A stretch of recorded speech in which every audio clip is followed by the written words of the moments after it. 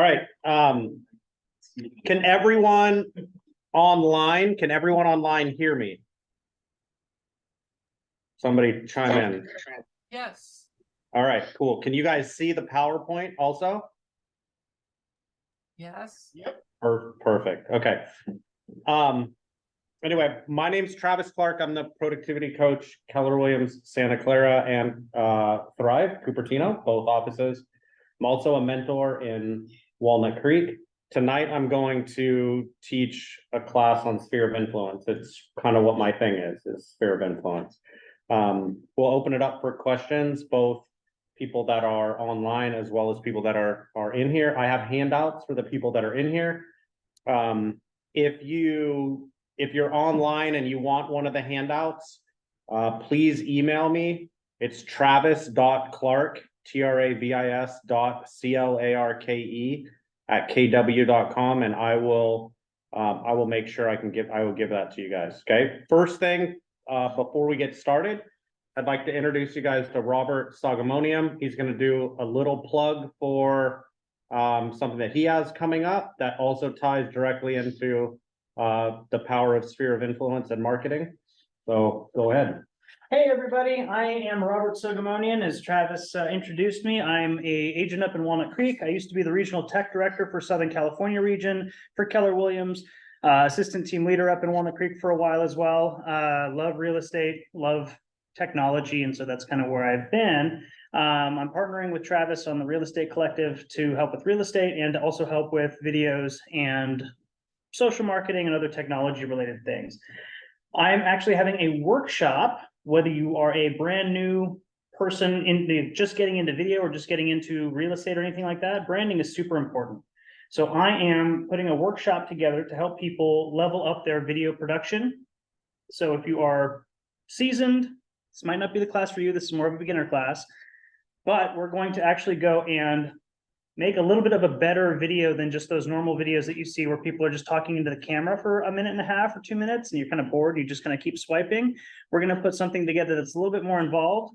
We're actually going to teach you editing. So you will walk away from the workshop with a video that you can go ahead and post to social media directly. It's going to be November 28th. It's the Tuesday after Thanksgiving. Early bird registrations through next Wednesday. So scan the QR code, go ahead and take a look. And if it's something that you think might help you in your business, sign up. All right. So by the way, I'm going to be using Rob for almost everything coming up. A lot of the things that I've been seeing, just the importance of artificial intelligence, as well as the importance of video as the number one thing that buyers and sellers want to see when it's out there. And so I think it's really important, even if you're just doing it with your cell phone, but if you have the opportunity to connect with someone like Robert that can put out a little bit more professional content for you guys, I think that that's important. Okay. So feel free, if you're in here, to talk to him afterwards. If not, once again, email me and I'll connect you with him. Okay. I'm going through some of this because there's some people that are on here from different market centers. All right. So just a little bit about me. I have a 13-year-old son who plays hockey in Indiana. He lives in the Midwest. It's kind of my why. It's why I do real estate. I needed to do something where I could make a lot of money to support Calix's hockey habit, which is really expensive. Okay. But it's really fulfilling to see him do something that he loves. That's kind of my why. That's why I work as hard as I do. I'm a former NCAA college soccer coach, University of Hawaii Hilo, Cal State San Bernardino, St. Mary's, and I'm currently an assistant coach at Sonoma State. Our season is almost over, but it was really fun. There's actually one of the players in there has got a real estate license, so we've had a lot of conversations about that throughout the season, so that's great. I'm the founder of the Real Estate Collective, which is an expansion team in Keller Williams. I'm also a member of the Pelosi team in Walnut Creek. So I'm connected to 2 different teams. Productivity coach in Santa Clara and Thrive, and I'm also currently a mentor in Walnut Creek. I have one mentee left, Shane Liu, and I'm going to see Shane out to the end. He's a really great guy. He's done 1 or 2 transactions, so he's almost done. As an agent, I currently coach over 85 agents as a PC coach and mentor. I was the rookie of the year when I first started. 2-time platinum award for sales out of the Walnut Creek office, which is the second highest you can get. KW NorCal and Hawaii top 1% agent. When HomeSnap was around, I was the fastest growing agent. And also for people that use Zillow, I meet all the metrics for best of Zillow, which is kind of hard to get, but our team currently has best of Zillow, which is great. So what we're working on today is sphere of influence. And I think a lot of people think they understand sphere of influence and think they're doing it right. I wanted to talk about it really specific terms. And before I talk about sphere of influence, I want to just talk about real estate as a whole. Can anybody in here talk to me about what are some of the things that you can do in real estate? What are some of the specialties? Like shoot out any of them. Commercial real estate, yes. What else? Residential. Yeah, well, that's big, yeah. Okay, so I'll just, John Tran, what does John Tran do? Cold call. Cold calling, that's one. What else? Open houses. Open houses, like that's your specialty. Another one would be, I'm a neighborhood specialist and I deal with a certain HOA. Maybe it has like 600 units and I sell all my houses in that HOA. Or maybe my specialty is manufactured or mobile homes. So I spend all my time on mobile homes or manufactured homes. Maybe my specialty is some specific neighborhood in Palo Alto and I only sell houses that are $3.5 million or more, or whatever, right? So what you see is if you think about like a big gigantic pie, right? Real estate, right? And you break down each of those pie pieces, let's say 5% or 10%, right? Sphere of influence would be 10%. Farming would be 10%. Commercial could be 10%, whatever. And you build that whole circle, right? And the mistake that a lot of realtors make is they try to do a little bit of each pie, okay? So at the end of every day, they're really, really average or pretty poor actually on 10 things instead of really good at one thing, okay? I teach a lot of the people in the productivity coaching, and it's okay to do 2 things, right? So I do sphere of influence and farming, but I spend 80% of my time on sphere of influence, the rest on farming, and then every now and then I'll work an open house. That's it. I don't cold call. I don't do commercial real estate, right? Any of those other things, like I don't have a YouTube channel. I don't have a podcast. I'm not putting out a whole bunch of TikTok videos and stuff right now, right? I have now partnered with Rob, who is going to be doing a lot of that stuff for me. So I can still focus my time and energy and effort on the 80% of that one pie piece that I want, right? That's what's important to me, okay? How many of you guys have started your day in real estate? You get to the office at 8 a.m. and by the time 5 o'clock rolls around, you've probably worked on 10 different tasks, right? Rob has. Anybody else? Just be honest about it, where it's like, I've done some open house stuff. I sent some thank you cards out, right? I maybe called a couple people. Yeah, I posted something on social media, whatever. By the end of the day, right, you've become pretty average at all 10 things. So what I'm trying to teach everybody is at the beginning of your real estate career, especially, is find the one thing that you're really good at. Okay. So So Julia's right in front of me and she logs into the Zoom. Okay. All right. I put on this sphere of influence sheet. This is the handout that you guys can keep, but the number one reason why customers won't do business with you again, or they won't refer you to anyone else. Okay. It's the term perceived indifference, right? Perceived indifference means that that client thinks you don't care, right? So if you're super busy or you have 18 million things going on, you have 300 clients that you're trying to talk to all the time, and then this one client thinks you don't care, okay? That's perceived indifference, right? If customers don't feel that you care, guess what their reality is, right? So perception is reality. If they think you don't care, to them, you don't care, okay? I think that that's really important. So we want to be very intentional about the perception of our past and current clients have, as well as the people that are in your sphere of influence. So it's my number one thing that I always think about, right? What is the perceived indifference, right, of the clients or people that I work with? I don't want anyone to think I don't care. Okay, so that's my number one goal. I talk about this a lot in my classes, but people want to do business with people they know, like, and trust.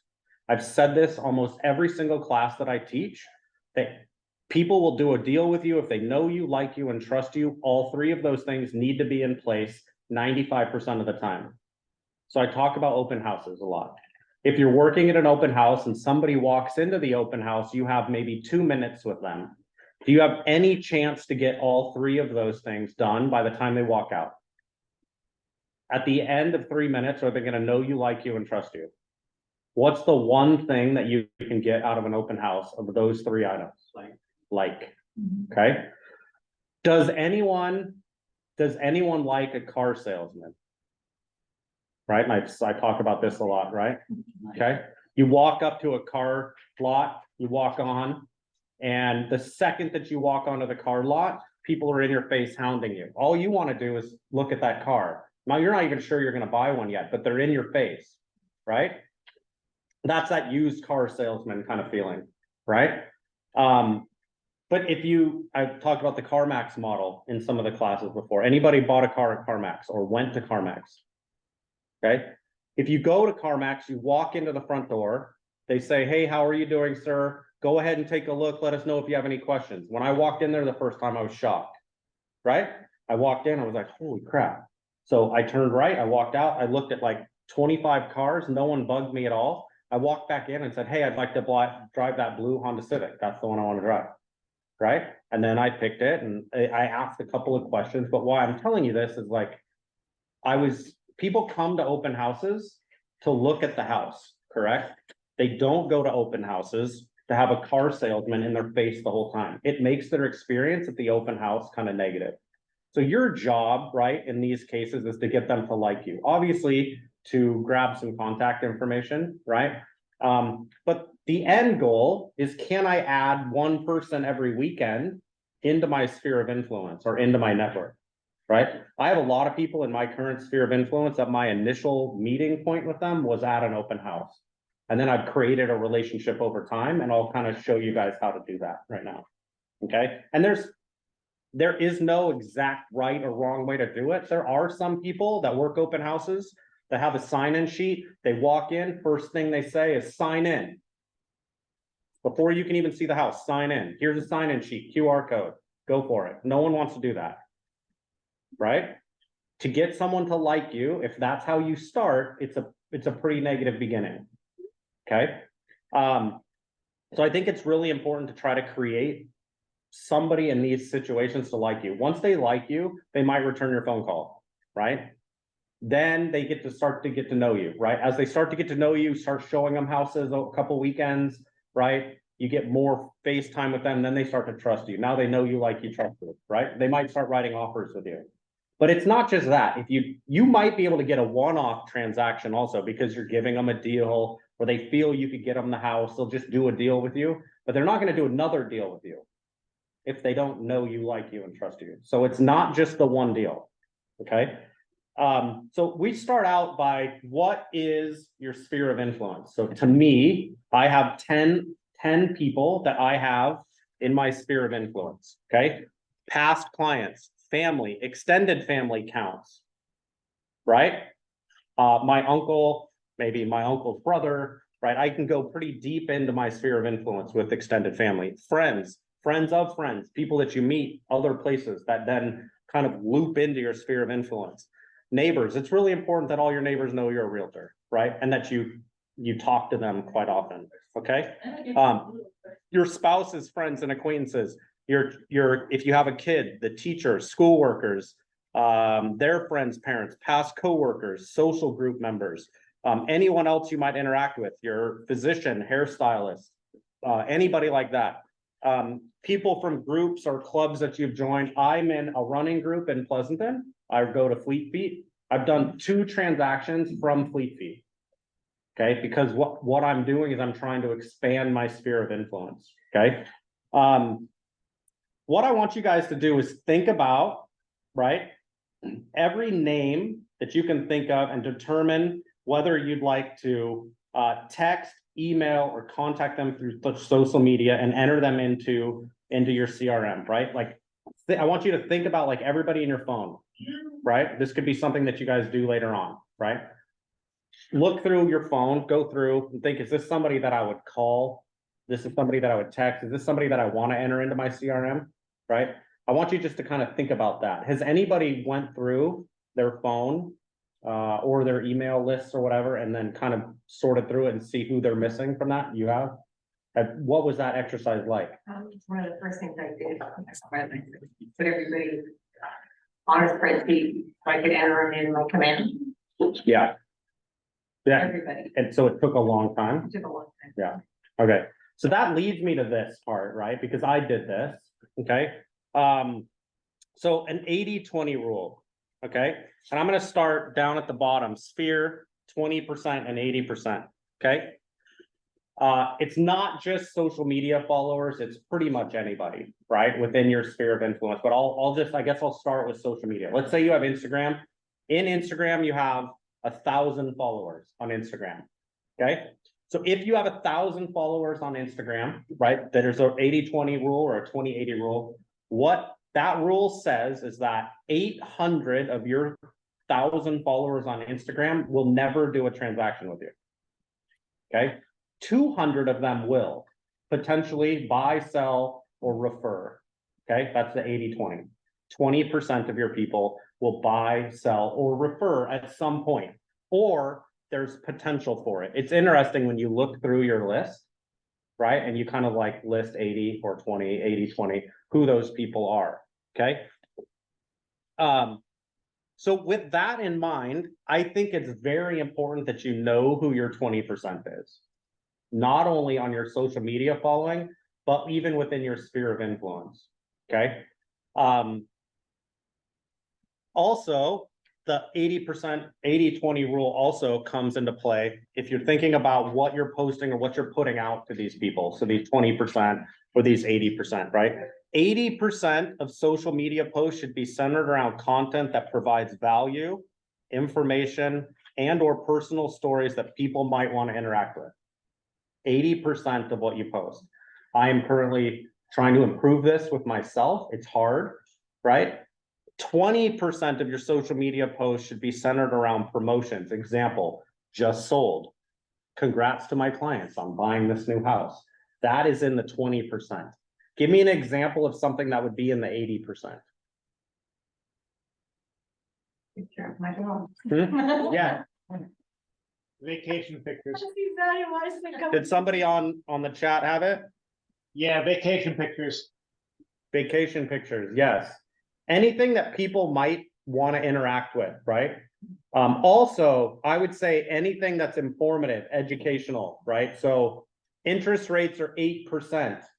It still potentially is a good time to buy. This is why. Somebody might want to know that because everyone's panicked about it. That would be in the 80%. 20% is promotional, self-promotion, right? There's just a lot of realtors who only post inside the 20%. And they're skewed. Maybe it's 50-50 instead of 80-20. I want you guys to pay attention to what you're posting and see if you guys can move it more towards the 80%. Okay. So what I want you guys to do, like activity wise or taking notes, right? Create a spreadsheet for everyone that follows you on social media. If you want to expand this, this could be everyone in your sphere of influence. In the previous slide, I taught all these people. You could do the same exercise as this, okay?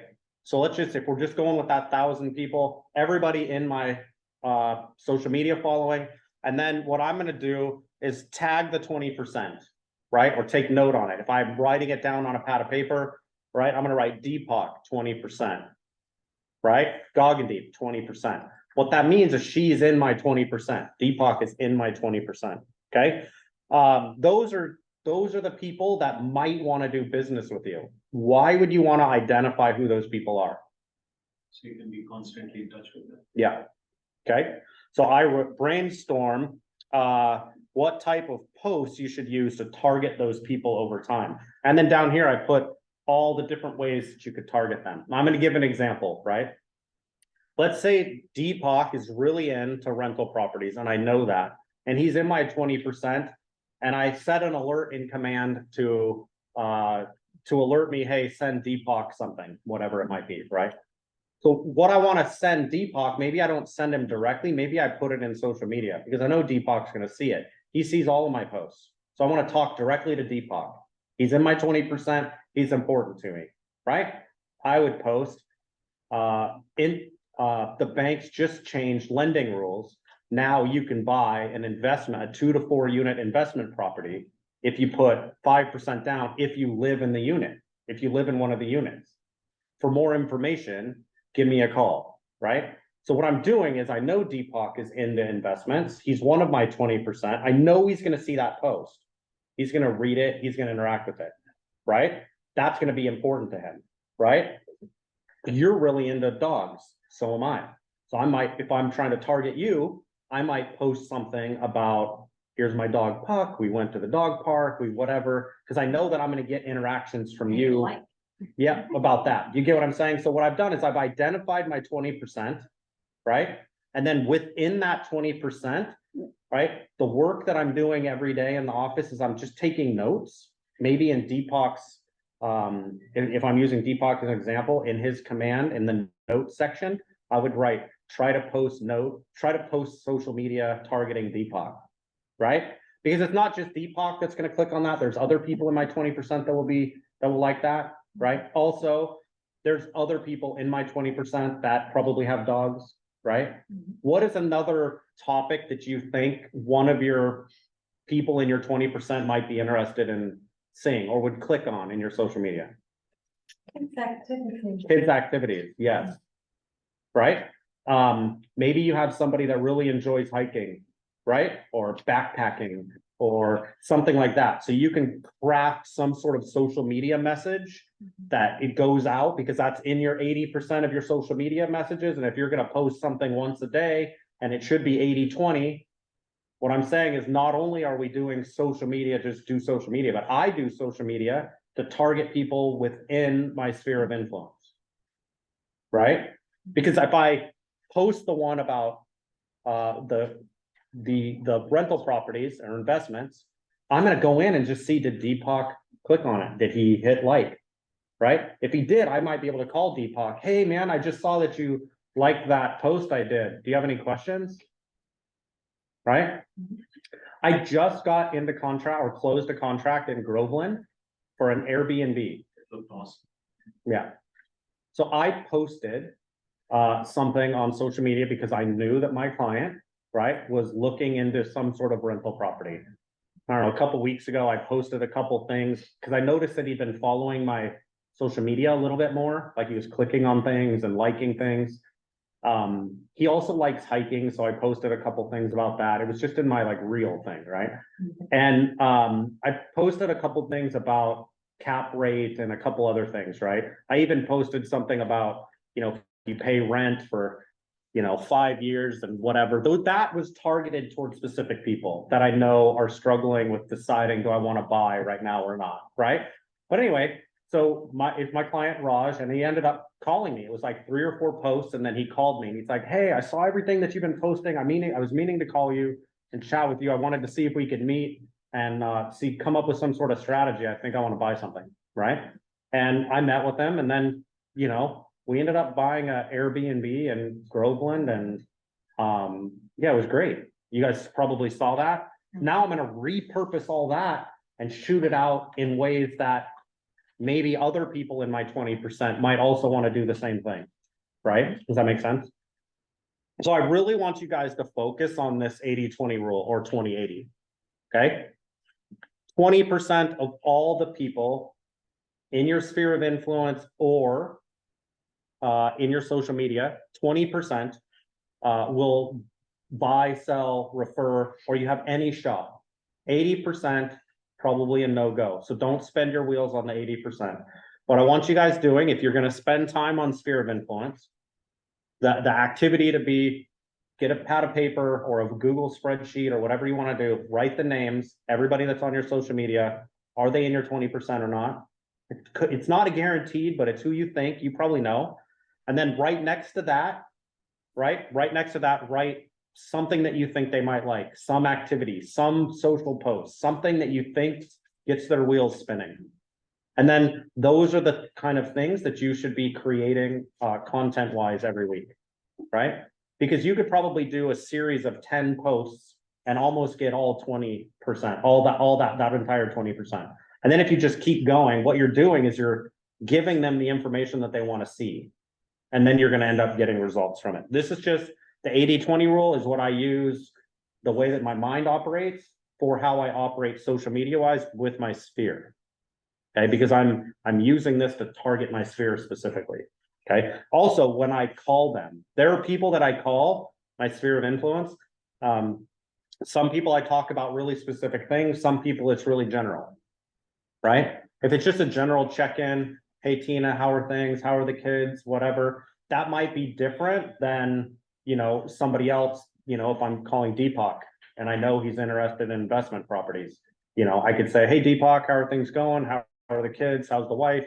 You know, everything. Man, have you seen interest rates? Like they're really, you know, affecting rental properties. But man, if you are able to buy one right now, you might be able to get a deal. Like I might be able to target my conversation to him. All right. Questions on 80-20 rule? Has anybody heard that before? All the time. All the time. Okay. For everything. Rule of 7. I'm gonna go to my notes here. All right. Anybody ever heard of the rule of 7? This is more of a, it's more of a something that they use with, you know, corporations, marketing, Pepsi, Coca-Cola, companies like that use the rule of 7. I use it farming or sphere also within my 20%. The basic idea of the rule of 7 is that you need an average of 7 contacts plus or minus 2, could be 5, could be 9, touches or impressions and interactions to turn a prospective buyer or seller into an actual buyer or seller. I have this Coke can right here, Diet Coke, right? I went to a movie the other night because I was trying to notice, I kind of noticed this, right? So I didn't want to drink, but you know, before the movie, they show the Coke thing and they pour the Coke in. And then a couple minutes later, it's the same thing, popcorn, and then they pour the Coke in. It's like a number of times, if you're sitting in there before the movie starts, they do it, right? I'll go back now and count, but I'll bet you it's somewhere around 7 times. Because they statistically have that. When your mind sees something 7 times, it's like, okay, if I go and purchase that, right? Need to see it 7 times. I look at this in regard to farming, right? I use farming to grow my sphere of influence. So I use the rule of 7 to process farming. Farming is an exhausting event, but you can extend and expand your sphere of influence, okay? How would the rule of 7, right? If people need to see me or my brand or my logo 7 plus or minus 2 times before they will even consider to do buy or sell or do any business with me, how does that relate to farming? Yes, Rob. Touches. You need 7 touches before you're in their brain. So at a minimum, how long will it take farming wise to even enter into their mind's eye? 3 months. No, 7. Yeah, 7. What Right. if your 7 touches are within 3 months? Well, it depends on how much farming you're doing. I farm once a month, right? So for me, it's 7 plus or minus 2. I noticed that it started to stick already. I've farmed this one neighborhood 3 years, so 3 consecutive Halloween farming things. You guys, basically I give these little goodie bags with candy, my business card, a pen, these little bags. I knock on the door, reverse trick or treat. It's this whole thing that I do. A lot of the people in the coaching program are doing it. But I was walking down the street the other day with my dog, my neighbor, like 2 or 3 doors down. He said, hey man, it's getting close. I'm excited to get my Halloween bag. You know, so yeah. And I also got a voicemail like around August or so, but I put American flags in all across my neighborhood. And this one lady called me on the little flyer. She called and she's like, hey, I'm just calling for Travis Clark. And I just wanted to say, I really appreciate how you put the flags up every year. It makes the neighborhood look great. Right? So, and I walked through my neighborhood the other night. I'd say 50% of my flags that I put in are still in. They're still at the houses and people aren't even taking them out. A lot of them still have my little flyer on them, which is great. Okay, so why I say that, right, is I just now 3 years into this farm and it's a lot of money and time and energy, but now like my direct neighbors are starting to expect the things, right? Like that woman that sent me that message is going to think in around July 4th, there's going to be flags up and down the street, right? And it's Travis Clark, right? On somewhere around Christmas, there's going to be candy canes or something like that dropped off, and it's going to be Travis Clark, and it's going to be this logo, right? So what I'm saying, I've got some traction in year 3, but by year 7, right? Every single house in my farm, based on this strategy that say Coca-Cola uses, what my goal is they think real estate, they're going to think Travis Clark. I've put it so much on them, right? That neighbor that I was telling you about, had a conversation with him. He's like, hey, I'm renovating my bathroom. I was just curious, what do you think my house is going to be worth when I'm done renovating the bathroom? And then I said, well, let me go check it out, right? And so I went in, I talked to him for a while, and like, you know, by the end, he's like, man, if we ever sell the house, we'll give you a call, right? And it all kind of came from farming, door knocking, repetition of things, okay? So the rule of 7. So I've had some people in this coaching program that, you know, they do things a couple of times and it doesn't work, and then they just stop doing it, right? Farming is something, and even sphere of influence, like developing it and nurturing it and then not messing up so that the perceived indifference is that you don't care, right? Like, what if I just stopped farming? If I just didn't do it, I'm too lazy, I'm not doing it this year, right? Maybe someone that was almost in my camp is just gonna be like, nah, that guy doesn't care, I'm gonna go with this compass guy, right? So I think it's important to continue at it, okay? So 5 practices of the rule of 7, okay? Know who your leads are. That's the 80-20, right? Know who the people are that you're targeting this 7 touches to, okay? Know who they are. For me, it's my direct sphere of influence, then the 20% of my sphere of influence, or it's my farm. That's where I'm spending my effort on. Those people are going to see my logo all the time, okay? Develop a content and marketing plan / strategy. That's what I'm currently working on. That's like my big thing now. I'm like starting to turn the corner on this. Rob's going to be helping me. You see Rob making video. We're probably going to have video of this class circulating around pretty soon. Okay. Substantive content that'll deepen their knowledge about you or your offerings, right?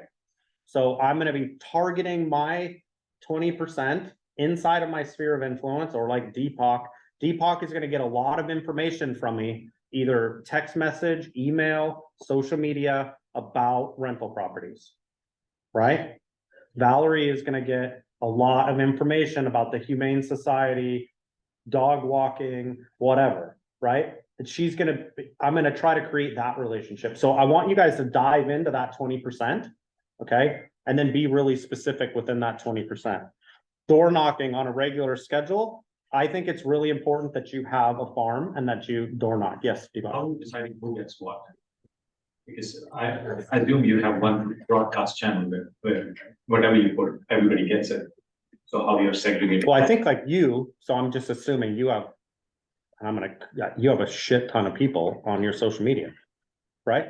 So what you need to do is kind of swim through and filter out the ones that don't matter, which maybe is something you haven't done yet, right? I want you to create a spreadsheet, and it'll take time.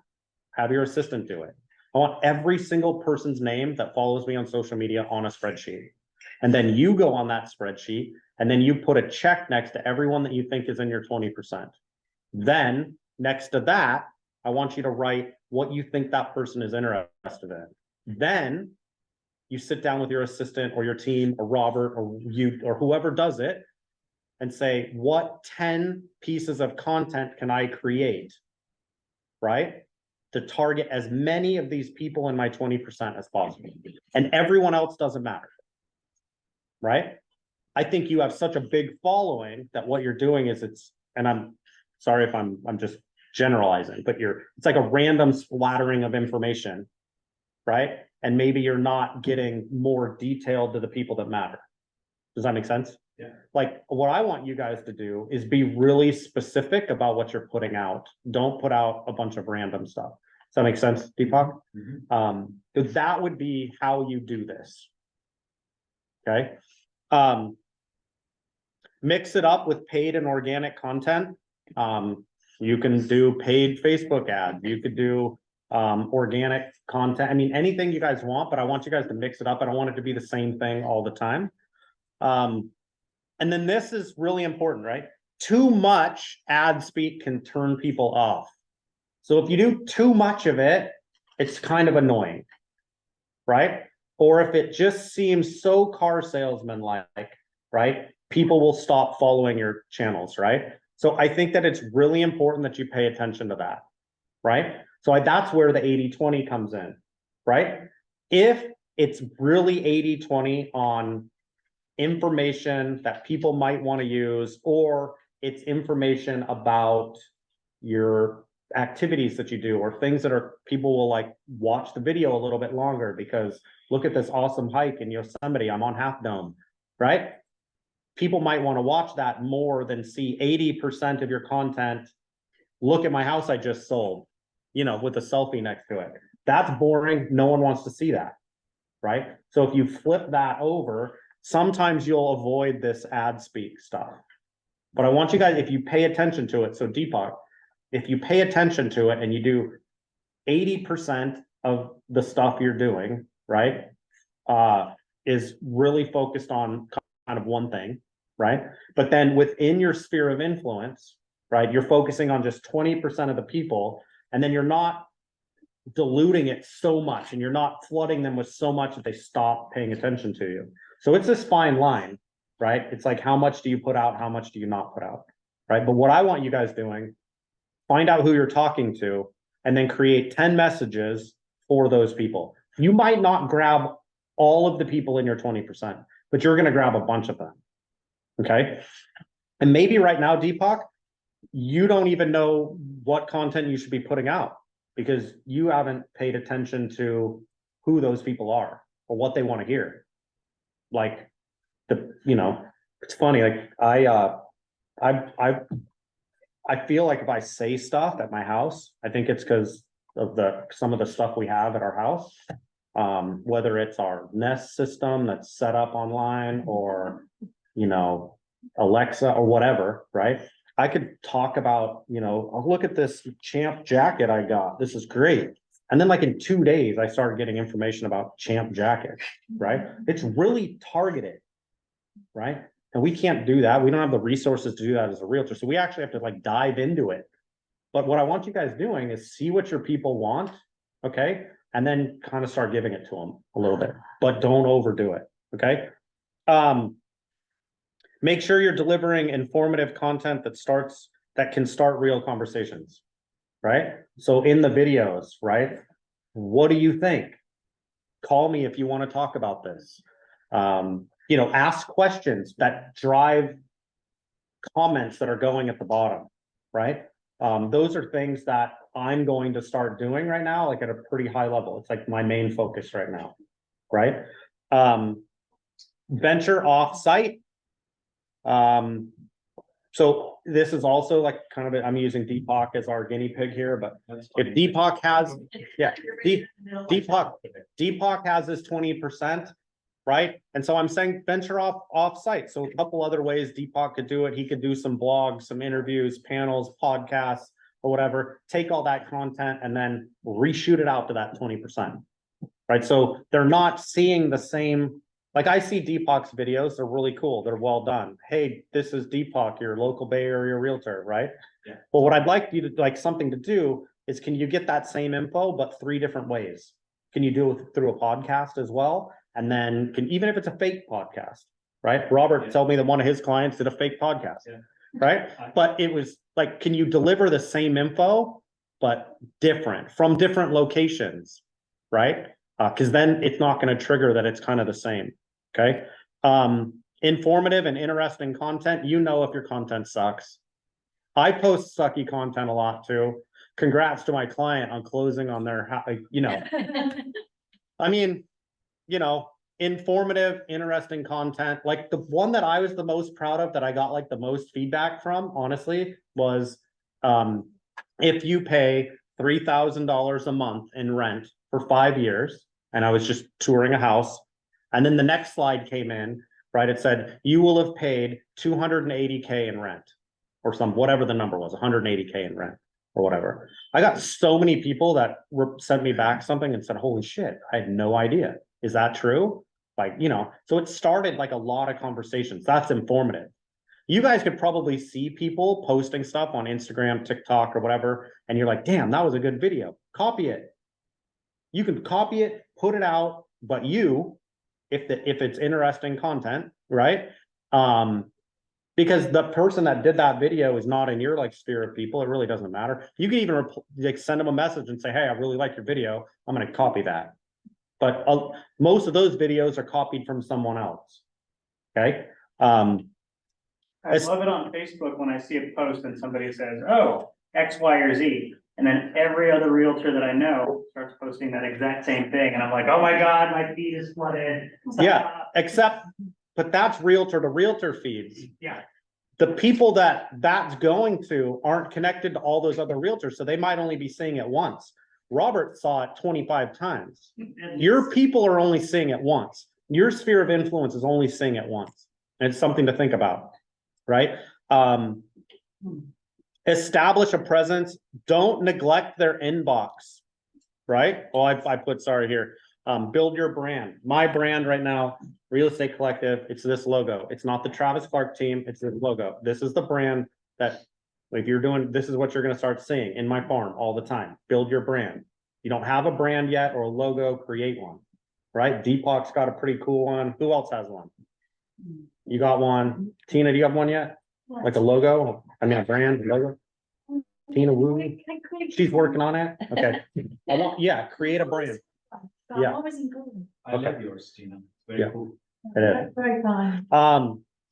Here's something to establish a presence. Don't neglect their inbox. This is interesting, right? People always, they wake up in the morning, everyone in your sphere wakes up in the morning, checks their email, right? You don't want to like load them up with stuff, but I want them to see your name in their email box once or twice a month. So how are you going to do that? What's the easiest way to do that? Command has smart plans, neighborhood nurture email, at least gets you once a month or twice a month, right? So don't neglect their inbox. So if you're targeting their social media, you're door knocking, you're doing all these things, don't forget about their inbox. They still need to see emails from you, and there are ways to automate that, and we'll talk about that. Okay. So how do you do that? Email, newsletters, stuff like that. And there are companies that can do that stuff for you if you want to. I talked before, right? Use multiple channels of communication. And then I talked about this note that too many touches can have the opposite effect, leaving your prospective customers feel like they're being spammed. Even a friend can feel like you're spamming them. Even a friend of yours will think you're that car salesman.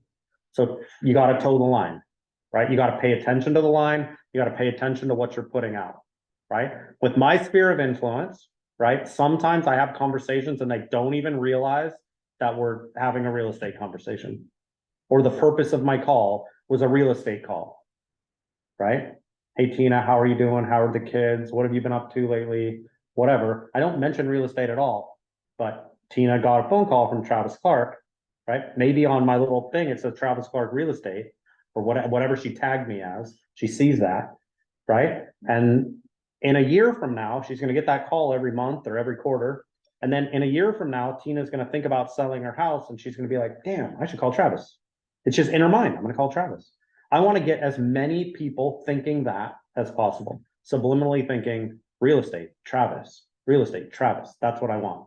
And I want it not just with everybody, I want it with that 20%. Because the other people probably have 3 other realtors they're talking to or whatever, but that 20% of people I think are really important to you. All right. So rule of 7 is really important. People need to see your brand, your logo, information from you 7 times plus or minus 2 in order to potentially buy or sell with you guys. Except for the one-off, maybe you give them some gigantic credit and they're just going to work with you anyway. Okay. So that sometimes happens. But remember, even if you close a deal with somebody like one-off, right? Are you just gonna let that be a one transaction thing, or what's your plan moving forward? That's what I'm gonna talk to you guys about now, okay? Sarah does a really good job, right? Of getting clients at open houses and then turning them and then writing a contract for them, right? She's a very good real estate agent. She's very aggressive. People work with her because she's professional and they know she can get it done, right? For her moving forward, she's going to still get those clients, right, at an open house.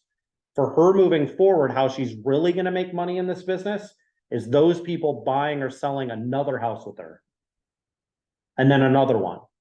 Why I'm successful now is my wheel has started to come back around. I feel I don't have to lead generate anymore.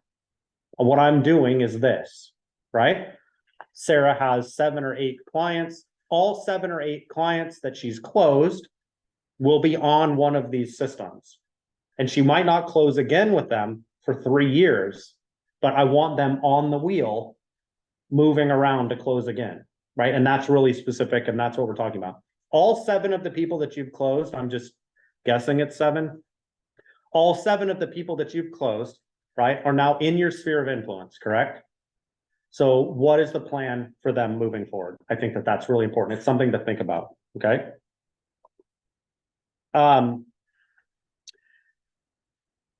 Importance of inputting all into CRM. I wrote command. Some people don't use command. Some people use other things. There's no way to track all of your leads or sphere if you have more than 25 contacts that you're dealing with in your database and you're not organized.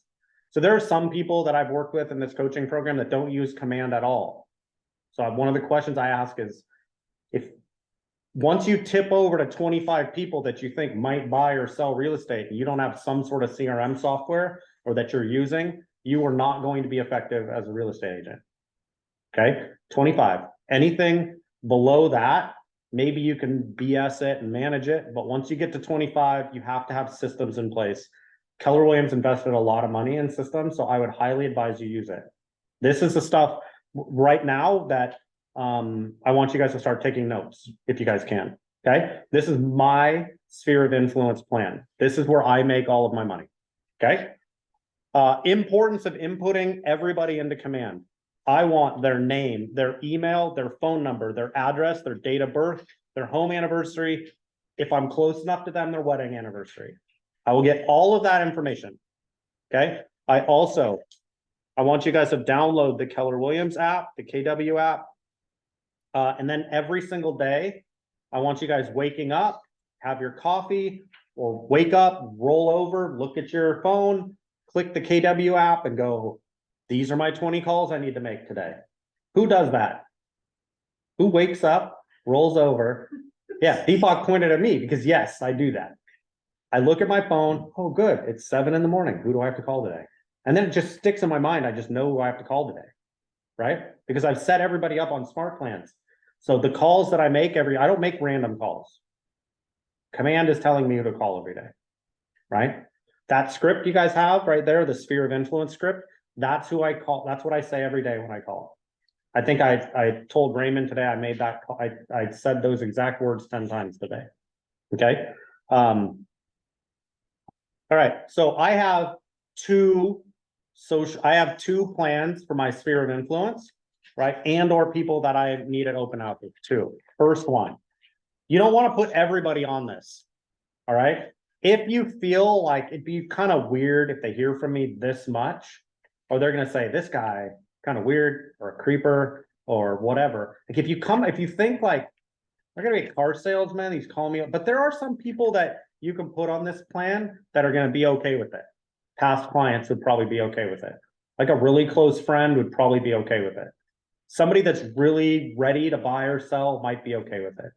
Okay, maybe you had like a past client, you didn't have a great experience with them, okay?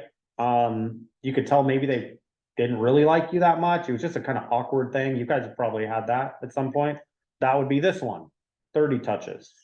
Okay, everybody in my 20% gets 44 or more touches for me a year. 44, which is a lot. I think Keller Williams advises 36. Okay, I've upped it to 44 or more. Okay, because this is the thing that I do. So if you have 300 people inside of your 20%, let's just say that number, 300 people inside your 20%. If you're a sphere of influence real estate agent, and if you're going to touch them 44 times each a year, you probably will be doing nothing except for sphere of influence all day, every day, if you want to really be good at it. Okay, like the timing of it. I just want you guys to understand to do this right, it's a full-time job. Okay, if you want to half-ass sphere of influence and do other things, that's great.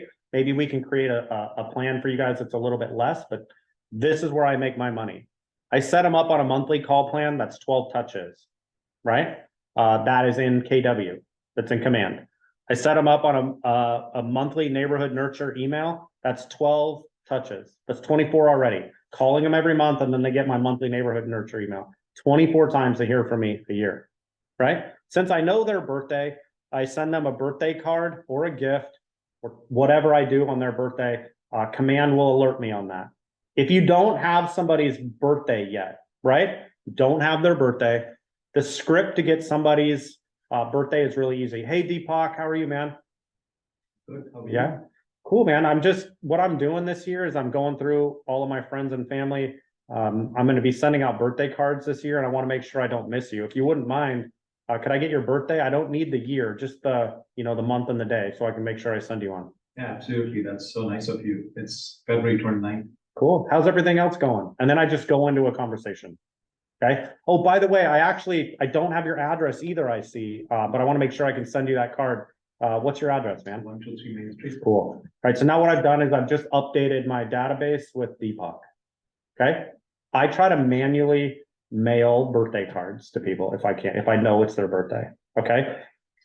Wedding anniversary card or call. If you know that, I've got a pretty unique thing for wedding anniversaries that you could only do with people that are super close, especially if you're a guy. It really works. So let's say Rob is married and his wedding anniversary is coming up, and I know it's on January 1st. Rob's probably going to get a call from me on December 15th. Hey, Rob, it's Travis. How are you doing, man? And then you answer whatever. Hey, I just wanted to remind you, I do have it in my thing to wish you guys, happy anniversary, but just reminding you, dude, it's your anniversary coming up if you want to plan something. Oh God, I forgot. Thank you so much. So I have a couple people, probably 10 of my kind of closer friends that I make that call to, guys.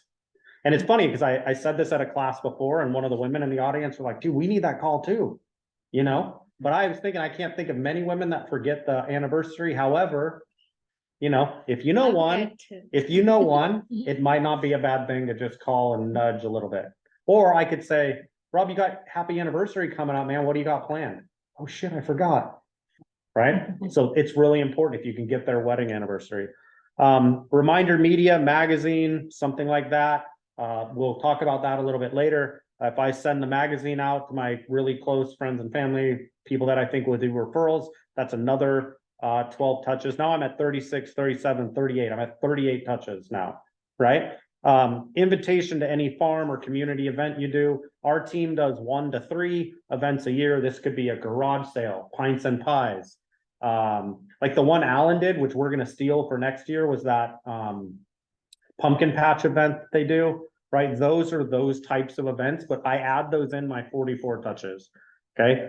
Home anniversary card. If they're a past client, every year you should have command alerting you to send them a card. Hey, it's your year anniversary. Hey, you've lived in your house for 2 years. Congrats, right? Whatever that might be. Other contact options, Valentine's Day, Christmas, Halloween, Thanksgiving, any of those types of things, I think are touch points. Okay, as well as liking and commenting on social media posts. If I'm gonna be texting them or sending them something for Halloween, Christmas, Valentine's Day, if I'm liking and commenting on social media posts, I'm going way over 44 touches. Right? But I try to keep it at around 44. And you just gotta be careful, right? Does 86 touches become a little bit much? If you feel that, cut your monthly call plan to a quarterly call plan. Right? There's some things you can do to kind of limit it a little bit. I have some clients that were 3 years ago clients, and I've already moved them from monthly call to quarterly call. I already know, I already know I have them, they're mine, they'll stay with me forever. My calls with them every quarter are great. They're getting my monthly neighborhood nurture email. I'm mailing them birthday cards or whatever. I don't need to call them every month anymore. Once you get them, you're good, right? And so every now and then go back in your database and make sure you guys reorganize that. Okay, so if you have people that you will put in plan one, right? Execute this. Okay. I promise you, if you execute this with the right people, who are the right people for this one? 20%. People that are in your 20% should be getting this plan. Okay. All right. Sphere touch plan 2, 30 touches. This would be people like on the perimeter of your 20%. Right? Or people that are in your other 80%, right? These are people that you're not touching as much, but you want them to know you're there. Okay. Quarterly call plan, meaning I call every quarter, you know, it doesn't, the calls are even shorter, right? It's not much, right? Monthly neighborhood nurture, you just keep that going because people always want to know what's going on with their house or their neighborhood. Okay. And usually very few people are gonna unsubscribe from that email. Okay. Plus that also with the email that it comes in, it says monthly neighborhood nurture email from Travis Clark. So sometimes they don't even open it, but every month they see an email, right? So remember how I said in the previous slide, stay in their email box, right? That's how I stay in people's email boxes. Reminder media magazine or something similar that goes once a month. This is something that you put in their hand, like a card, a magazine, you know, something that has positive content. The reminder media magazines have like recipes and articles about, you know, vacations you can go on, like stuff like that is what you would send in this case. Obviously, home anniversary, if they were a past client, you could do birthdays in here too if you wanted. Valentine's Day, it could just be a Valentine's Day text. You know, happy Valentine's Day, Valerie. You know, I hope you have a good day, right? Merry Christmas, Deepak, right? Something like that. Like those could be you just do it as a text message. Doesn't even have to be a call. And then, you know, client appreciation events, you could always invite these people. Sometimes they go, sometimes they don't. What you're going to see is the 20% will always go, right? Or they'll be there. These people might go, might not go, who cares? But at least you invited them. Okay. Maybe you could move them into your 20%. It's hard though. Liking, commenting on social media posts. In a lot of the scripts calls recently, I have been saying there's things of homework that I want you to do. I want you to call 5 people directly. I want you to text 5 people. And then I want you to go on social media and like and comment on 5 people's posts that they do. Right? So once again, if Deepak posts something about being in India, I could go on Deepak's thing. Didn't I, Deepak? I went on there and I said, that water looks dirty, dude. Or whatever. He was like swimming in a lake and I was just joking, but I'm like, the water looks dirty, dude. You better get out of that water. Or that looks awesome. Right? Or, you know, if somebody's in Hawaii or if they're going on a hike or whatever, you go on there and you just comment something. Right? That would be in these touch plans. So if I give you that homework during the day and you need to make 5 of those, maybe you go into the, you know, plan 2 people, right? And then find their social media, just so you're making sure that you're getting those touch points. Anybody have questions about Sphere Plan 1 or Sphere Plan 2? So Travis, there are some questions on the Zoom chat. Okay. I can't see those and like have this up. So if you want to read them, Vershali, that'd be great. Sure. So Venki, he is asking, how many homes do you have in your farm? 350. Now, There are some agents that have gigantic farms. I heard this quote the other day. I wanted to make sure I share it. If all you do is mail a card to people, right? All you are is a realtor on a card. That's it. There are people in this office that they say they farm, but they don't. All they do is have some company mail a card, right? So their farm is 1,000 houses, and then every month they get a card. What do people normally do with that card? Throw it away. So what I advise people to do is start with a smaller farm, right? 50 houses, 100 houses, and get really good at that farm. I want 80% of the people in that farm to recognize my name. Once they do, I expand to 150, 200. It also could be budget related. Farming sometimes can be kind of expensive if you're doing drop bys and all that stuff. So I started my farm with a condo complex by my house that had like 175, and I'm now expanded to 350. So now I'm like outside of that a little bit, but once I embed myself in this, I probably the most I'll go to is 600, because I think at 600, it almost has to be a full-time job to farm. Like, so if you're gonna really effectively farm the way that I do farming, I'd say 600 would kind of be a max. So, Vershali, you do farming, would you say, what's the number that you think is kind of unmanageable to do it right? For a monthly neighborhood, 125 for me, being a solo agent is, it's still, I have to put efforts to do that. Right, so the answer to the question and the thing, like I said, 125. 100 to 350, I think you could be pretty impactful. I think Yes. anything above that, unless you're doing farming full-time, it's gonna be really diluted. You're not gonna get that much out of it. I would be really purposeful in a smaller farm to start. Okay, hope that answered that question. What else do we have for Shali? George is asking, looks like there was a script sent out via email. Can everyone who signed up will get that? Sphere of Correct. yeah, okay. Vershali, can you go into the drive? I think you have access to it. Did you go into the drive, find the sphere of influence script and then put a link to it in the chat? Sure, I will do that. Okay. Will everyone have access to it? Those who are not in Yeah, if they have the link, they should have access, yes. Okay. Yeah. So Travis, what is the kind of budget you're setting aside for farming? Is it based on the number of homes? So I try to keep it like as close to $1 per house per month as I can. And so I get super creative. I might spend more, say, on Halloween than I do on, Christmas. Like Christmas is just candy canes, so that's really cheap for me, but Halloween is more expensive. St. Patrick's Day is kind of expensive because I do lottery tickets, so that's at a minimum $350, right? Plus whatever printing or whatever I do. Vershali and Myrna have got pretty good at this. So go to the dollar store, buy little baggy, you can be pretty creative and cheap with it, but I'd go anywhere from $1 to $1.75 per house. If that's as close as you'll want to go. That's what I think. I was going to ask another question, but forgot. Okay. But I mean, if farming is like your main thing and it's really important to you, maybe at first spend a little bit more because you're trying to imprint, right? So, But yeah, so as a new agent, what do you suggest? I would do 100 houses. Yeah. And probably $2 a house. I think you can manage that. So $200. $200 a month, yeah. Way to go, yeah. All right. What other questions do we have for Shali?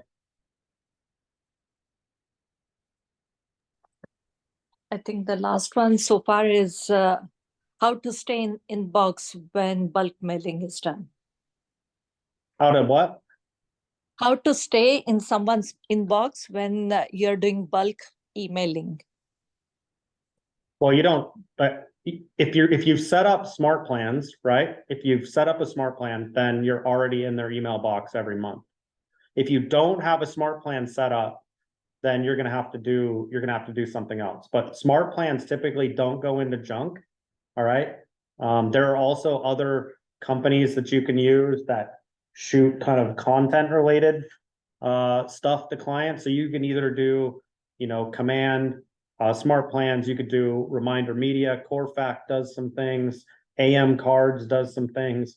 So you could kind of mix it up. You could even personally send emails to people, right? What I'm saying is I don't want you to forget about their email box while you're doing all these other things, right? I'm doing social media, I'm doing video, I'm door knocking. But if you do all those things and then you forgot to send them into their email box, people check their email every day.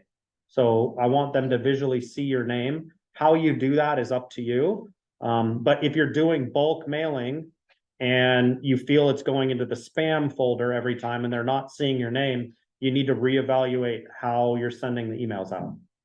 Right? Do I need to manually send an email to everyone? Because I know for sure they'll see it.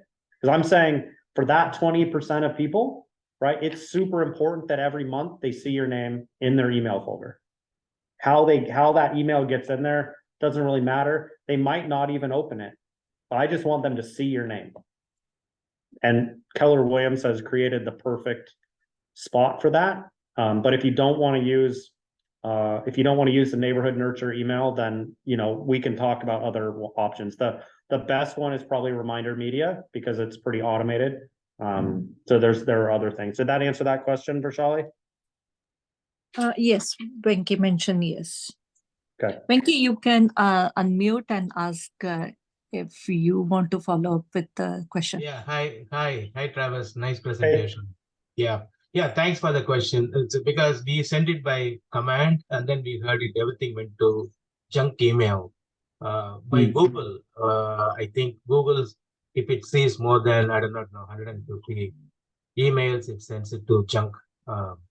Sends it to promotion. But in our case, we ended up calling the clients and then asked them to look in the spam folder and then move it to their regular mail, which they did. So it's okay now. Yeah, and if they're in your 20%, then that call that you just made is an okay call to have. Right. People will be, okay, cool, I'll check. And then hopefully now that they've moved it into their real folder, that in the future it will just go into their real folder. But if for some reason your emails are going into spam, then we need to brainstorm what other ways can we send emails that won't do that. If command is doing that, then for me, command doesn't go into spam folders for mine. I don't know why or who I'm sending it to, but like I said, if it is, then we just need to figure out different ways to do it. Yeah. Okay. Because some of the clients some of the prospects, they give their office emails, and then I think that's what happens. Yeah. So maybe just identify that and send normal emails. You just have to, you could set a task in command to alert you every month to send John Doe a manual email. And then you get the alert when you wake up in the morning. So send John Doe an email and then send the email. If you have to send an email to 25 people that day, copy and paste the same email, just change the name at the top. Just make sure that you change the name at the top. Right. Right. Okay. Right. Just be creative on how to get your name inside their email box. Okay. All right. Right. This next slide right here, services that you can use to stay in front of your clients. These are companies that I use for various touch points within my sphere of influence. You don't have to use any of these. I'm just giving you guys some idea. Reminder media, there's a link there. I use this for sphere of influence, and it's not just my 20%, it's even narrowed even narrower. It's like 50 to 70 people get reminder media magazines from me. That's it. So it's literally my top people that I really want, because the magazines are a little bit more expensive. Okay. Also, reminder media has they have social media content, they have landing pages. That magazine, they have it in a digital version. So you can buy these little bundles where you just put in the name and the email and it'll send them multiple things. So you can automate everything that I'm talking about. If I'm going for this, you can automate like 80% of this, right? So I think that that's important. Figure out, do I want to manually do it? or do I want to connect with some of these companies and automate it? Okay. Client Giant, I love Client Giant. I have Client Giant on 6 or 7 of my clients, like top clients. Client Giant is a company that sends gifts via mail. So let's say Tina Wu just closed a house with me, right? I would put Tina Wu in Client Giant, like the day I close or the day before.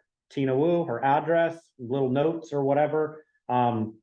It will then, whatever package I pick, 1 gift, and then I pick whatever gift, or 8 gifts spread out over 2 years, right? And so once I pay the $289 or whatever that package is, it will then send Tina Wu a gift every 3 months for 3 or 4 years. I could set Tina Wu birthday gift, and I want it to go for 6 years, right? So then I'll set an alert from restart Tina Wu's birthday gifts or however, but Client Giant can do that kind of stuff. So if you close on a house and you get a $20,000 commission check and you're going to give your client a gift, Client Giant is a good way to do it, because I could, instead of doing the one-time gift, sometimes what I do is I send them 8 gifts built over multiple years. So it's already in there. Like a couple of my clients, Asia and Hugh Minson, they get a gift from me every couple months. It just keeps coming. I always get a message from her. Hey, Travis, thanks for the blankets. I'm like, I don't even know, right? But it's part of that package. So you already paid it? I already paid because I was going to give her a gift anyway. Mm. So instead of getting her a gift card or whatever, or, you know, What are the types of gifts besides blankets? they have all sorts of like cutting boards, like branded with your name on it. They have like movie night, like date night movie. Like they like give you like a free movie, like through Netflix, plus popcorn and candy in this thing that gets sent one time. Like during Christmas, they send these like mugs with hot chocolate and stuff like that goes. So it's all like, How much for that? they have single gifts, right? Where I could just, Tina did something great for me and I want to say thank you to Tina. So they have one-time thank you gifts. Those are anywhere from like $16 to $85, depending on what. But the ones that I would use Client Giant for are the packages, like, you know, Gog and Deep was my client. We just closed and I want to make sure at least at the beginning that she hears from me every 3 months for 3 years. I'm going to pay for that now because I just got 20 grand from this deal. I'm going to pay the $385 now. It's a write-off anyway. And then she's going to get a gift from me, you know, for years. I was gonna talk about it. Yeah, it's a humongous thing, Client Giant. There are other companies that are similar. I really enjoy Client Giant. I can also go in there and just one-time gift Tina or whatever. I got a referral from an agent in Walnut Creek. Jamie, are you doing a timeout? Take a drink. Oh, take a drink? Yeah. Okay, he was giving me a timeout. Hold on. He do a video for you? Okay. Wait, we're good? Agent in Walnut Creek, Jamie, yes, Jamie, I know Jamie is really, Yeah. Jamie Tulivan? Yep, Jamie. Jamie gave me a opportunity when I was earlier in my career as an agent, an open house. And I went to the open house and it was in the worst neighborhood you can imagine in Richmond. And it like the house was like falling apart. Right? But I did the open house and a guy walked in and he walked in. I did my normal open house spiel to him, got him. A couple months later, we closed on a house, right? Then he referred me someone else. I referred that person to one of my buyer's agents. They closed. So I got a couple different things. His name is Cameron Hashimi. That was the client's name. Cameron Hashimi is in my 44 touch plan. But Jamie, I went into Client Giant and I sent Jamie the movie package one, right? And I wrote a little note. Jamie, thank you very much for allowing me to do the open house 4 months ago, right? I just wanted to let you know, I just closed on a client I met at your open house. I really appreciate you giving me that opportunity, Travis. He saw me in the hallway, right? Like a week later and stopped me and he's like, oh my God, no one has ever done that before. Any open house that I get, I'm going to call you about it. right? Think about that. So if you get an open house, you close, maybe Client Giant, the agent that gave you the open house idea, right? Super easy. You just made 20 grand on that deal, right? Take $64 and send the guy that gave or gal that gave you that open house, right? That's a idea, right? I have somebody that I met at Tina's open house that I've almost got into contract a couple times. So when I do, you're going to get a Client Giant. Taking out what you want. Yeah. To dinner rather than Okay, there we go. Okay. So I need to do too. I did an open house. Is the guy? I get a three real. Then I would do it. And Yeah, then I get a Sarah. do it. Yep. The other company to use is Corfact. Some of you guys have probably, Corfact is based out of Fremont. So when you order stuff from Corfact, they will mail it to you. If you're lazy, if you just want to get in your car and drive to Fremont, you can save money. It's cheaper if you just pick it up at their offices. Corfact has a lot of things. You should definitely go on their website and see what kind of products they have that will enhance my experience with my 20%. They have everything from like, signs, like closing signs that are kind of cool. I just closed on this house, or riders that go on the top of your listing that says too late, like you missed it, you didn't get it, right? So Corfact is a pretty good one, all right? Who uses Corfact for anything? We just had our first meeting with them today. Perfect. The mailers that Corfact does, the elite mailers, are the best mailers that you can do. Reminder Media does some, they're cheaper. Corfact is the one that does them, and they're like geo-targeted, right? Where they can scan, it comes to their mail, and then if I scan, it pulls up my house. Means every single one has a QR code for their house.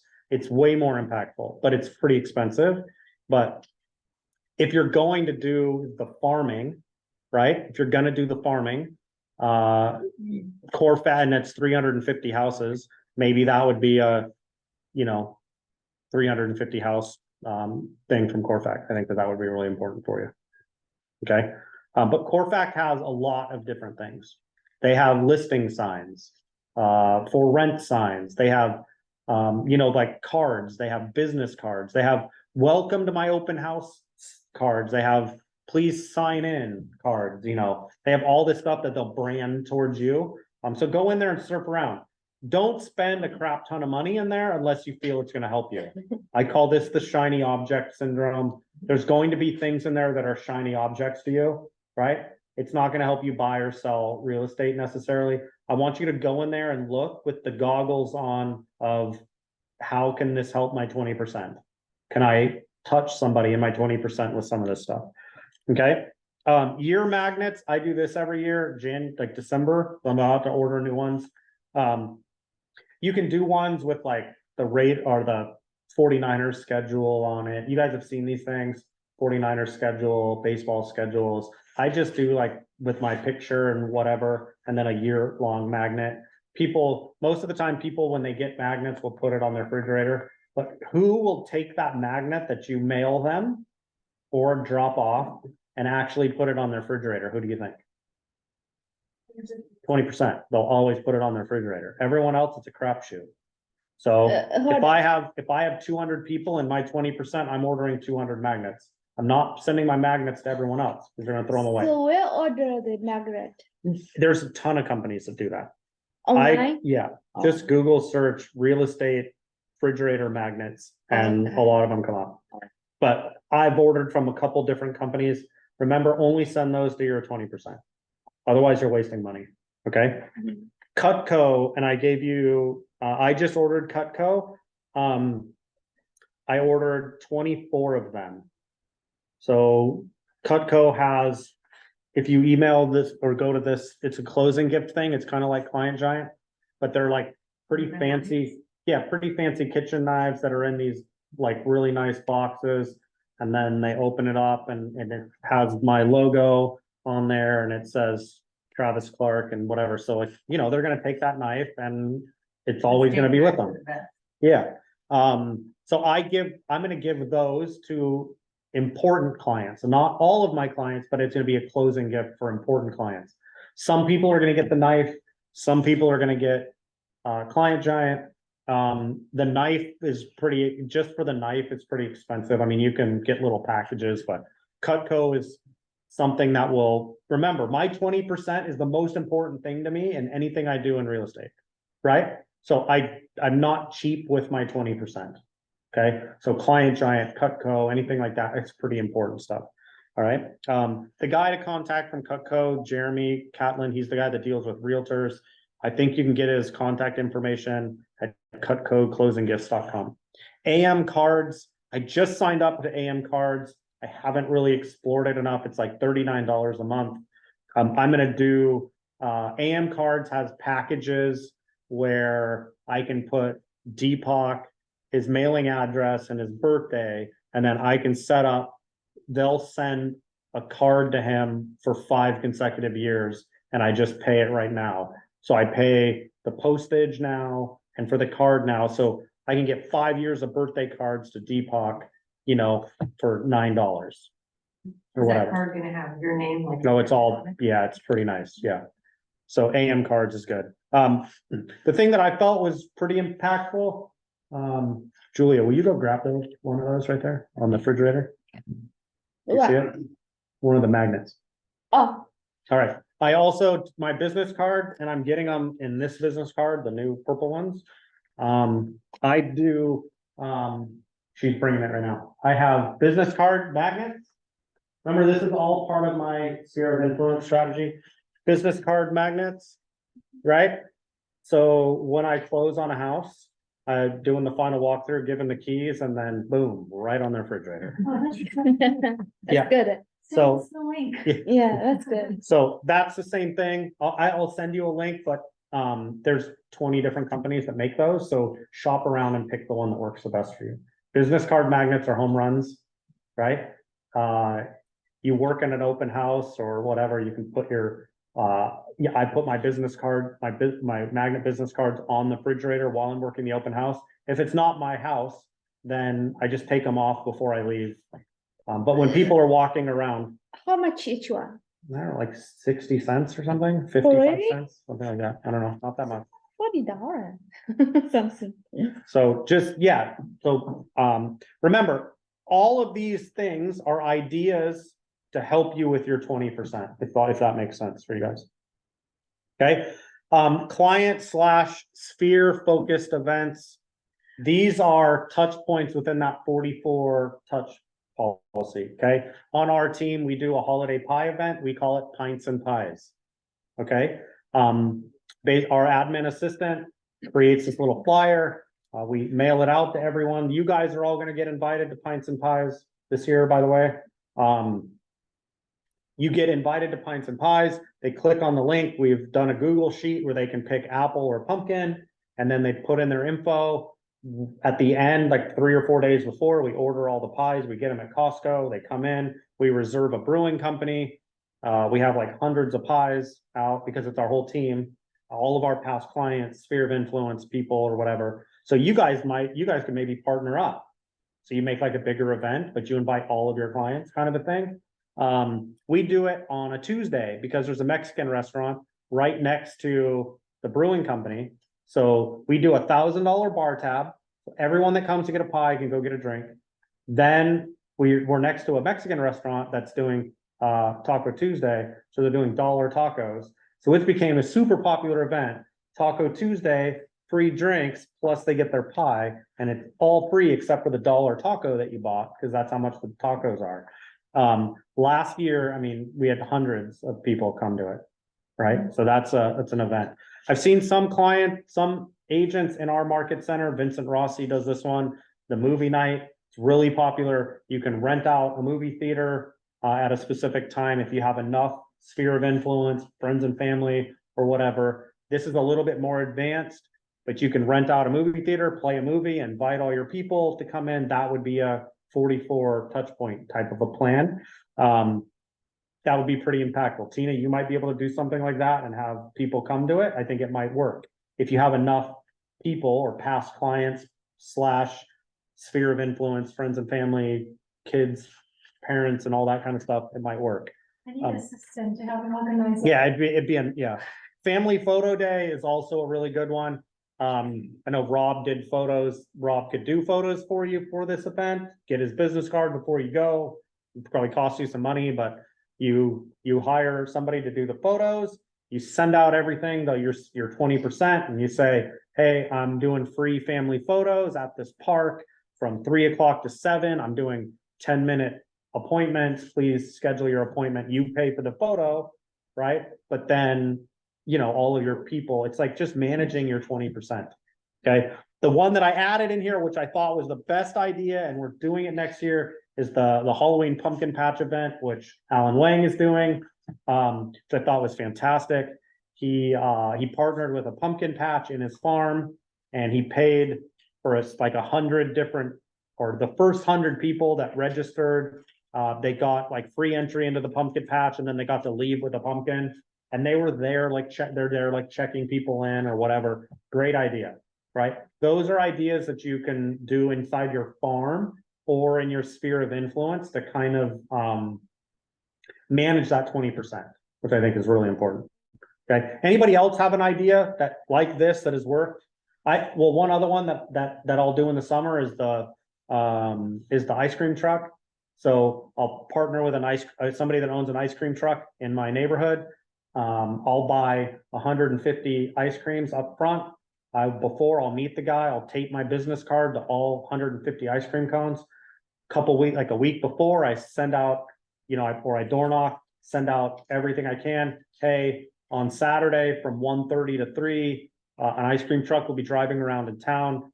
First 150 people, I've already paid for your ice cream. Please enjoy. Thank you for your business, right?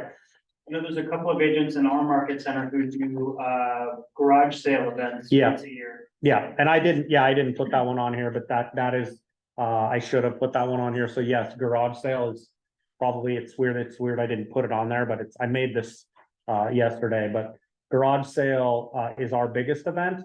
So we do a garage sale in our farm in Concord that we have 1,000 houses. That's Janelle's farm. Last year in our farm, we had 78 of the houses do a garage sale on the same day. So we had every entrance into that neighborhood blanketed with signs and garage sales aiming this way. And we created flyers and brochures. Myrna Tin just did a garage sale. So Myrna Tin connected with our admin and kind of got the rundown on how to do it. And then she executed our garage sale plan in her neighborhood in San Francisco. And I think she had 3 or 4 houses that did it, and she felt it was really successful. John Tran did it. He had like 20 people that did it. Garage sales are great. It's just, remember, I told you before, if you're going to be a sphere of influence real estate agent, and if you want to be really good at it, right? Remember all the little pie pieces. In order to be really good at any one of those things, it has to be a full-time job, that one thing. If you're going to be a cold caller, you can't spend half of your day with your sphere of influence, because then you're not cold calling, right? Same thing. If I'm trying to grow my sphere of influence, I can't be cold calling if I'm organizing a Halloween pumpkin patch event. It's just a lot more work. I can't do both things.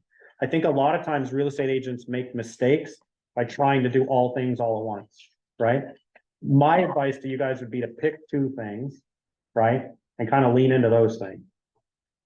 I think as you're starting out as a real estate agent, I think sphere of influence, farming, and open houses are going to be really valuable to you, right? Also, if you feel like you're good, like you could do some cold calling. Like I know you want to do some cold calling, right? The number for cold calling, just so you know, is 2,000. Not 2,000 calls. I'm talking 2,000 contacts. So if you call and have positive conversations and get contact info and you feel like some back and forth, but you do that however long it takes you, but if you get to 2,000, you will be really, really rich, right? I don't know the exact number of how many calls you have to make to have 2,000 people in your database that will answer the call next time you call, but those are the statistics of cold calling in real estate, 2,000, right? It's funny, I hear that, and why more people don't do it just blows my mind. Rob, how much money do you think you could make in this market if you had 2,000 contacts, all had a positive feeling about you, and you got it all from cold calling? Like, how much money could you make down here? Yeah. why people don't do it, it's, because I think because the rejection is like a real thing. Yeah. And, you know, waking up in the morning and start cold calling from 8 a.m. to 8 p.m. And, you know, you make 300 calls a day and you get 0 out of it, right? So to get to 2,000, like I said, it's a full-time job. Like Deepak did some cold calling, Gagani did some cold calling. How many calls would you guys have to make to get 2,000 people in your command that you had really good conversations with? I don't know about 2,000, but even to get one good conversation, you have to, when I was doing cold calling, like at least 15 calls before someone even picks up and say hello to you. So 15 calls before someone even says hello, and that doesn't even, that's not even someone that maybe you're gonna put in your database, right? So it's a lot, but there's money there, but what I'm saying is you need to focus on it. Right? If you wanna be a sphere of influence realtor, you need to focus on it. Okay? Some additional ideas, I wanted to make sure that I talked about this. Investing time, effort, and attention into building relationships. I'm a relationship guy. That's really what I'm good at doing. I used to be a college soccer coach, meant I was recruiting student athletes all the time, right? When I was recruiting student athletes to get somebody to commit to come to my school, I had to convince her boyfriend or girlfriend, her dad, her mom, her brother, sometimes grandparents, and maybe the best friend, that our school was where they should go, right? So I was constantly creating relationships. Why I'm successful in real estate now is that it's the same thing, right? I need people to know, like, and trust me, and I need enough people to know, like, and trust me. And then I filter it down to the people that know, like, and trust me, that I also think might buy or sell or refer real estate to me, right? That's the trick, okay? Don't get scattered in the weeds, like shooting a bunch of shots that aren't gonna land, right? We wanna focus on the right people. Offer something of value, right? Don't spam people with a whole bunch of salesman BS. No one likes that. When you see it on social media, or if you're making a call or if you own a house, who wants a realtor to knock on their door and say, "Hi, my name's Travis. I work with Keller Williams. Here's a market update." Right? What kind of success are you gonna have with that? Right? Almost zero. So think about, what am I gonna do to bring value? Right? I know it's not value, but the little bag of candy, my little thing, I know some of you guys have seen it, but I put this little flyer inside the bag. It's like a Canva flyer, right? And it says Happy Halloween. And then underneath it, it says it's ghosts are scary. Buying or selling a house is not. And then I have all my contact info. People think it's funny. I get like text messages. Oh my God, that's the best idea ever. But the reality is I put like a whole handful of candy in there. Plus my business card. I even have pens now that I'm putting in there, right? Some Vershali, I don't think does just candy. She puts other things in there, like pretzels, or like you can mix it up. I think one of the other agents that's, I think Sarah A, is, you know, putting other things in the bag, not just candy. So you could be creative with it, but offer something of value. Practice sphere of influence scripts. So I have the script sheet right here.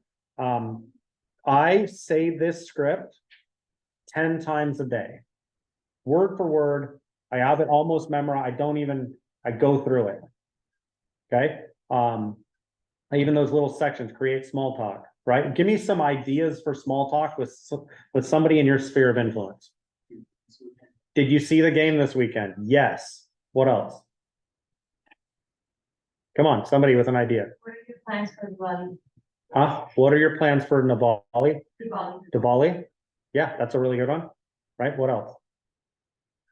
What are your plans for Halloween? What are you dressing up as? Right? You know, are you going on any vacations, or what are you doing for the holiday, for Christmas, right?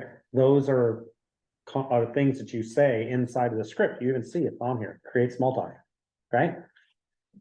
My sphere of influence script, I never bring up real estate unless they bring it up first, because I do not want to feel like a car salesman. So if they say, I'm doing great. What have you been up to lately, Travis? Oh, funny you ask. I'm in real estate, so it's been really busy. The market, whatever. It's like, right? Or if they say, a lot of times people want to talk about real estate, so they'll ask, how's the market? Right? But don't lead with that. Right? Because then people are going to put you in you're a salesman camp and they'll stop answering your phone call. Only talk about it when they ask. Practice the sphere of influence script all the time. The worst thing you can do is make these calls and then suck at it. Or really sound like you're a car salesman. Mine seem genuine when I make the calls. Okay. But I'm really intentional about it. I might go through 10 of these calls without even saying the word real estate. Right? Because not only do I want them to think that I genuinely care about what's going on in their life, I genuinely do care about what's going on in their life. I also know what's going on in their life as much as they'll share with me. Because if you can get to the know, like, and trust within your sphere of influence, you will win. Right? This is the other thing I want you guys to take home from today. Think about Travis Clark knocking on a door of your past client or farming your past client over 7 months, right? 7 months, right? How much work do you need to do for Travis Clark to not stick and you get replaced as their realtor, right? Because when I start getting their contact info through my vendor list script, and then I start calling them on the phone and talking to them, right? I want you guys thinking, how can I defend against that? The only way to defend against that is for you to stay in front of your sphere of influence, right? I am teaching people in the productivity class to door knock. And what we're looking for is the one house that will answer, and that realtor has dropped the ball. Because if that realtor has dropped the ball, when we answer, when we knock on the door, we're in. Right? What did I say at the beginning? Perceived indifference, that you don't care. If your client thinks you don't care, or your sphere of influence thinks you don't care, there is an opening wide open for another real estate agent to come in, right? So it's really important that that's what they think of you. Okay? I just wanted to say thank you guys. Follow me on social media, please. So you can see some of my new stuff that's going to be coming out. But I'm open for questions for anybody. Vershali, are there any other questions in the chat? I think Venky wants to know how much does it cost to rent a movie theater? Ooh, Rob, do you know that? Not off the top of my It's head. it's not crazy, is it? What is it? It's cheap. I did it last year. Yeah. A small theater with about 45 seats costed $500. And then, yeah. $500, 45 seat theater, which I think would be, I wouldn't go any bigger than that. You might not even, Yeah. Exactly. yeah. I think that's great. Yeah. Oh, thanks. It's, Yeah. That's quite expensive. Yeah. But then it's more than just that, right? You probably have like a couple weeks of organization, creating your flyers, your emails, your handouts, and then phone calling. Obviously, you need to set up a little table, checking people in. Maybe you have little gift bags you give them when they get in, whatever. You could make it a pretty cool event. We're going to be doing that for Real Estate Collective. The thing is I'm spread, we're an expansion team, so we're kind of all over the place. So it's like, where do we do it? So, but if you have like a really specific neighborhood, I would try to do it for sure. You'll be surprised, just for free tickets. My clients came all the way from that. Really? So I have like Peninsula and South Bay, I like 50-50. So I'm always struggle like when to have the event. Do it in the middle. Huh? Somewhere in the middle, Mountain View. But also too, like invite other people, like not people that you've done business with, invite people that. Yeah, in my circle, yes. Yeah. Like I've been thinking doing events for 2 years and I haven't still pulled the trigger. I can find all kind of excuses to Sheila stop. can do. You have one. Yeah, I know I can do it, just like the top priority. I just need a sister. I can just say, organize it for me and then I'll pay for it. Yeah. Yeah, it takes time. Vershali, any other questions? And then Yes. Okay. What do you use for regular cards or do you just use magnet cards? Oh, for business cards? Uh-huh. Are you talking about business cards? That's right. I think that was the question. Oh, Rob, can you grab that box on the top of the cabinet? Yeah, but it's the company. What does that say? The one to the right, Hillary's. Oh, I have No, she has it. All right, let me see it. MOO. No. Moo, MOO. I don't know if you guys could see this as I'm talking. MOO. MOO business cards. So here's Julia's, here's mine. But yeah, if you want to order, if you want to order extra ones, so it's MO business cards. Oh, actually. That's like the one that we found that's the best quality. Yeah, this quality is good. Very Yeah. All right, what else for Shali? Events. I think online, those are the ones.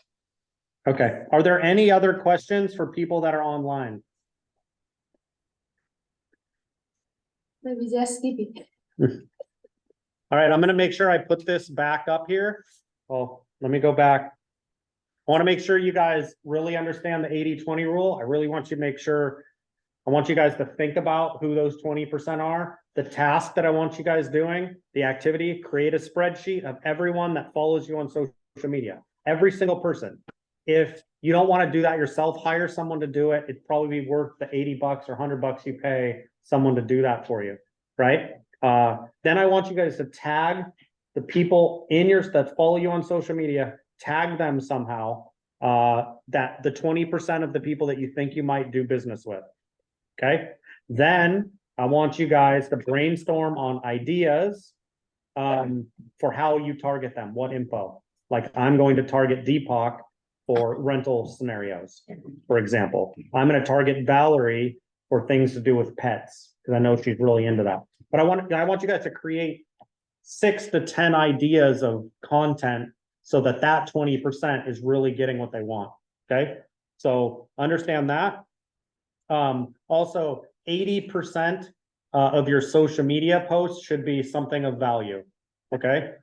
Really stay away from the promotional stuff. Look what you've done on there and see if you can recalibrate it. I'm trying to do that right now too. You know, try to get it to 80-20 as close as you guys can. Okay. Rule of 7, meaning the biggest lesson from this is farming. Don't give up after 2 months or 2 years, right? It's going to take a long time. Okay. Some people might recognize you right away. It might take a little while. If you're going to farm, that will increase your sphere of influence. Yes. That's why I've included it in here. Farming is a sphere of influence activity. If you're going to farm, realize that the statistics around farming, it's not just 7, right? I think, Rob, correct me if I'm wrong, it's 12 to 18 months of farming before you're going to get really anything. Yeah. So if you're going to farm, please be committed to it. Okay. We have a couple agents in our coaching program that are very good at farming. So please reach out to me and I'll get you in touch with them. And you can even shadow them when they go and do their activities if you're interested in doing that. Okay. I wanted to leave this up here. The 44 touch plan, my plan number 1, this is where you're going to make all your money if you're doing sphere of influence. So if you want to screenshot this, I'll leave it up for a second, but this is what you guys should be copying. So what I would like to challenge you guys to do, okay, what I'd like to challenge you guys to do, put as many people on plan 1 in your 20% as possible and try it out for like 6 months. At the end of that time period, call me and let me know how it went. I'd really like to know.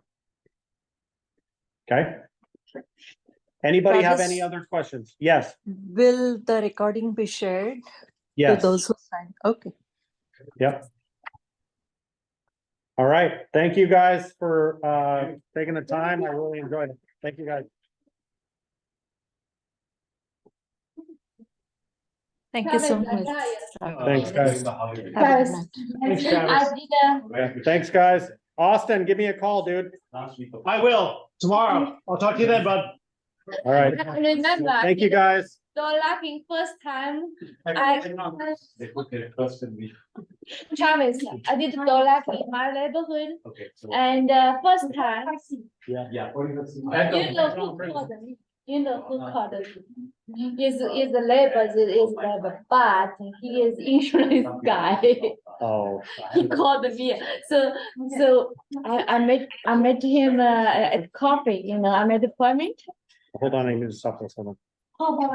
And he wanted me buy insurance, life insurance. Hey, do you know how to stop this with, so we make sure we save it? End Bye. or stop video? End? Scroll it open. I mean, yeah, you're recording. When you click on end, it'll automatically, well, hold on. Click on stop Stop there. recording.